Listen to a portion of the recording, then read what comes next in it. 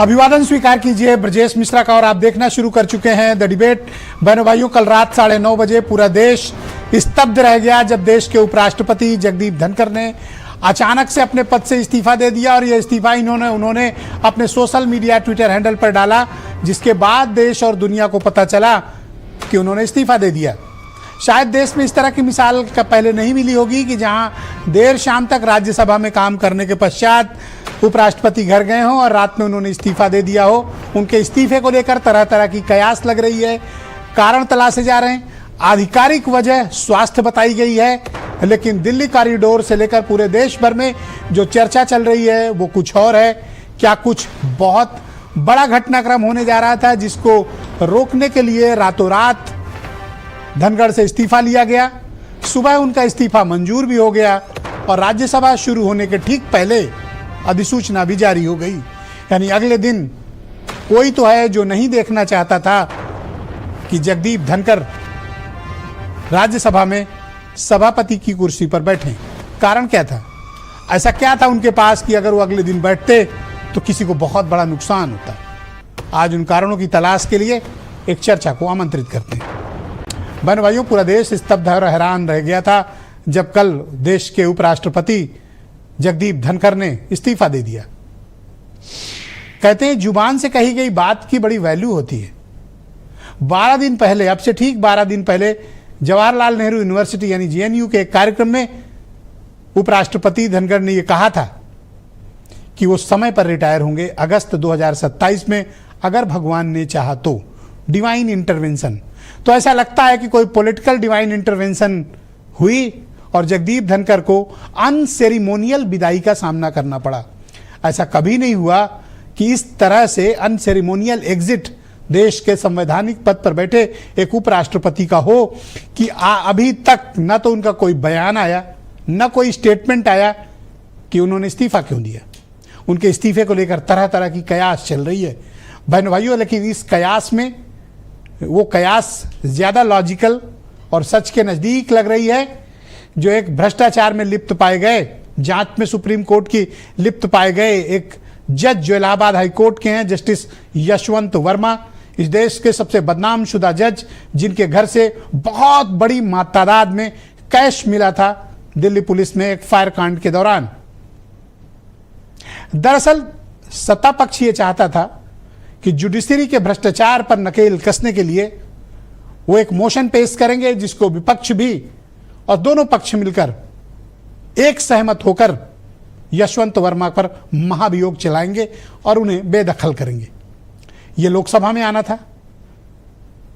लोकसभा में इसे लाने की तैयारी ही सरकार और प्रतिपक्ष कर रहा था। तब तक प्रतिपक्ष के 50 से ज्यादा मेंबर ऑफ पार्लियामेंट राज्यसभा ने एक मोशन पेश किया सभापति जगदीप धनखड़ के यहां और उस मोशन को धनखड़ ने एक्सेप्ट कर लिया। बात बहनों भाइयों यहीं बिगड़ गई। यानी राज्यसभा में वो प्रस्ताव पेश होता, किसका प्रस्ताव रहता? विपक्ष का, और उस पर सरकार को विपक्ष की लाइन पर आना पड़ता क्योंकि यशवंत वर्मा का सपोर्ट करना नहीं था, उन्हें तो हटाना था।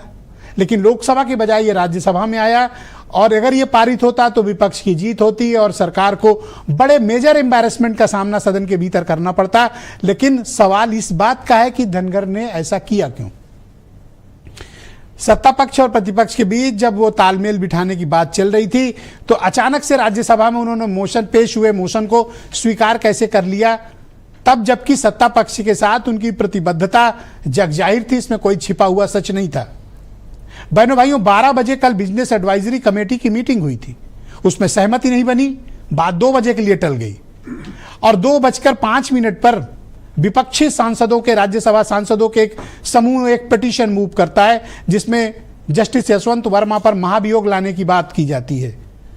प्रेसिडेंट ऑफिस और उनका सेक्रेटरी जनरल ऑफिस इसको रिव्यू करने के बाद एक्सेप्ट कर लेते हैं और इसकी घोषणा 4 बजे खुद सभापति ने की कि उन्होंने इसे स्वीकार कर लिया है।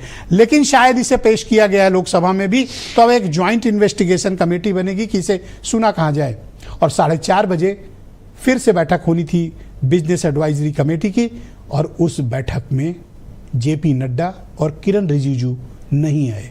सत्ता पक्ष ने सभापति की बीएसी का बहिष्कार कर दिया और सरकार ने तब तक मन बना लिया कि धनगर को हटाए के बिना अब बात बनेगी नहीं, और वो घर जाते हैं, रात 9:30 बजे इस्तीफा आ जाता है। उतनी ही फुर्ती से इस्तीफा स्वीकार कर लेती हैं राष्ट्रपति, और उतनी ही फुर्सत से 10:30 से 11:45 बजे के बीच आज दिन में अधिसूचना भी जारी हो जाती है। यानी कुछ तो ऐसा था कि कुछ तो मसला था कि कोई नहीं चाहता था कि धनगर 11 बजे तक सभापति के पद पर रहें। इस देश ने आनंद फानन में देश के उपराष्ट्रपति का इस तरह का अनसेरेमोनियल इस्तीफा पहली बार देखा है। तो लोग इस बात की चर्चा कर रहे हैं कि इस्तीफा दिया है या इस्तीफा लिया गया है।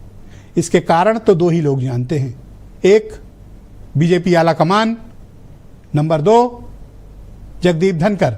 अब जब इनमें से दो में से किसी का मुंह खुलेगा तब दुनिया के सामने सच सार्वजनिक होगा, लेकिन जस्टिस यशवंत वर्मा वाला सच ये नजदीक लगता है उस सच्चाई के जिसके कारण इतनी अनसेरेमोनियल विदाई सत्ता पक्ष के खासम खास रहे उपराष्ट्रपति जगदीप धनकर की हुई।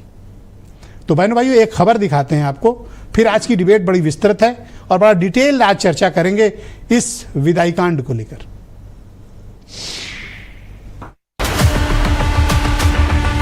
आखिर वो कौन हाईकमान है जिसके इशारे के बाद धनखड़ को जाना पड़ा? आखिर वो कौन है जो अगली सुबह धनखड़ को राज्यसभा में नहीं देखना चाहता था? तेजस्वी यादव का दावा है अगर स्वास्थ्य ही हवाला है तो नीतीश कुमार कब देंगे इस्तीफा? आखिर सियासी कोहराम की वजह क्या है? बीजेपी में ऐसा क्या होता है कि जगदीप धनखड़ का इस्तीफा अचानक हो जाता है? न सत्ता को पता न विपक्ष को, हर कोई हैरान आखिर इस्तीफे के पीछे की वजह क्या है? रात पर भारी पड़े इस्तीफे के सवाल, फिर भी जवाब खोजते खोजते दिन ढल गया। 10 दिन पहले कहा 2027 में रिटायर होना है, आधी रात 21 जुलाई को रिटायर क्यों हो गए? 23 जुलाई को राजस्थान में कार्यक्रम भी लगा, अचानक आधी रात को इस्तीफा, सुबह मंजूर क्यों? कुछ घंटों में ही अधिसूचना जारी हुई, रातों रात दस्तावेज के काम पूरे, उपराष्ट्रपति पद से त्यागपत्र। बिहार चुनाव जस्टिस यशवंत वर्मा के खिलाफ मुखर होना, सुप्रीम कोर्ट और कॉलेजियम सिस्टम पे प्रखर होना, मोदी के खास विपक्ष की आंखों के काटा। फिर अचानक आखिर हुआ क्या? बीजेपी मैनेजमेंट पार्टी कही जाती, बिना तैयारी कोई कदम नहीं। फिर अचानक इस्तीफे की कहानी किसने रची? यूपी में योगी ब्रिजभूषण की हलचल, राजस्थान में सरकार में टेंशन, बिहार में SIR और संविधान पे सवाल। आखिर बीजेपी के अंदर चल क्या रहा है? बिहार की सियासत से इस्तीफे की कहानी जोड़ी जा रही। राज्यसभा के उपसभापति हरिवंश नारायण सिंह JDU के सांसद हैं, बीजेपी उन्हें ये जिम्मेदारी दे सकती। अब धनखड़ की विदाई के बाद क्या उनको ये पद मिलेगा? राजपूत जाति से आने वाले हरिवंश सिंह क्या जाति के खांचे में फिट बैठ पाएंगे? क्या JDU और बीजेपी में कुछ चल रहा है? क्या चंद्रबाबू नायडू और बीजेपी में कुछ चल रहा है? अचानक समीकरण का रास्ता क्यों बदल रहा है? 12 घंटे में धनखड़ की फाइल बंद क्यों हुई? स्वास्थ्य वाला एंगल एक बहाना लगता है। ये तस्वीर वायरल हो रही।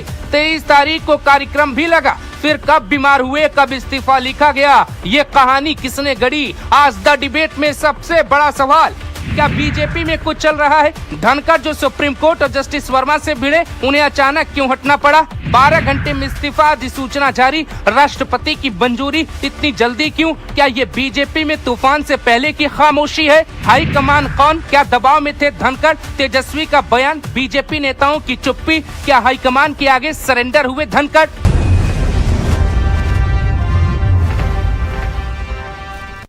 तो बहनों भाइयों, आज की इस परिचर्चा को आगे बढ़ाएंगे। भारतीय जनता पार्टी के लीडर संजय सिंह मेरे साथ मौजूद हैं, अनूप संडा समाजवादी पार्टी के प्रवक्ता हैं, आलोक शर्मा कांग्रेस कमेटी के प्रवक्ता हमें थोड़ी देर में ज्वाइन करने वाले हैं, कंचन यादव RJD की प्रवक्ता है हमारे साथ जुड़ी हुई हैं, सुनील शुक्ला देश के जाने माने पत्रकार, और वीरेंद्र सिंह जी हमारी